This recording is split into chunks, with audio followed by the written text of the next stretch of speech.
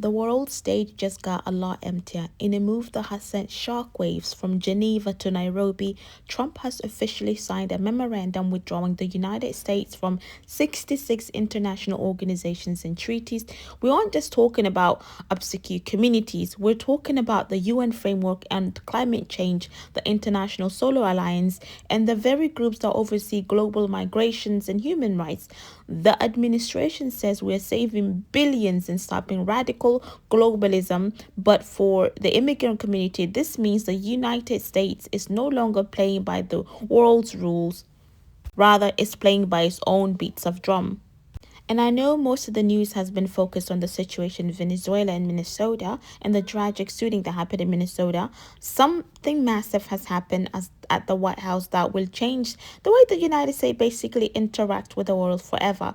On Wednesday, the 7th, President Trump signed a historic presidential memorandum titled Withdrawing United States from international organizations, conventions, and treaties that are contrary to the interests of the U.S. In total, the U.S. is walking away from 66 different organizations. To put this into perspective, this is the largest diplomatic withdrawal in human history.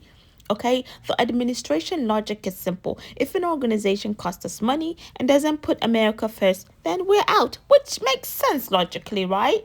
Right. The biggest headlines are coming from the environmental sector. Treasury Secretary Scott Bassett officially notified Green Climate Fund yesterday that the U.S. is terminating its participation immediately. Bassett said, he didn't mince words, calling the fund a radical organization that was essentially a wealth redistribution scheme, but goes deeper. The US also withdrew from the UN Framework Convention on Climate Change, which is the UNFCCC, and the IPCC, the group that provides science, for global climate policy. And in the move that shocked many in the energy sector, we have left the International Solar Alliance, ISA. This means the US will no longer participate in global efforts to coordinate any of this green energy, choosing instead to focus on an entirely domestic fossil fuel production. It's scary, guys. It's scary, right? So for my viewers who follow any type of global migration, this is where it gets critical, right? The US has withdrawn from the three massive UN economic commissions: the ECA Africa, ESCAP Asia and Pacific, and the ECLAC Latin America and the Caribbean.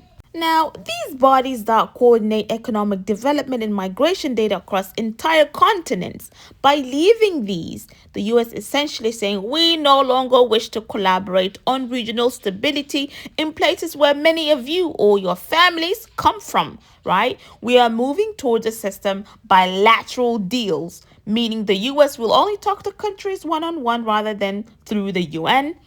I don't know about that one. So you might be asking, Anissa, how does this affect my green card or my family's visa? It's about oversight. When the US was part of these 66 organizations, we were bound by certain international protocols regarding the treatment of refugees and human rights.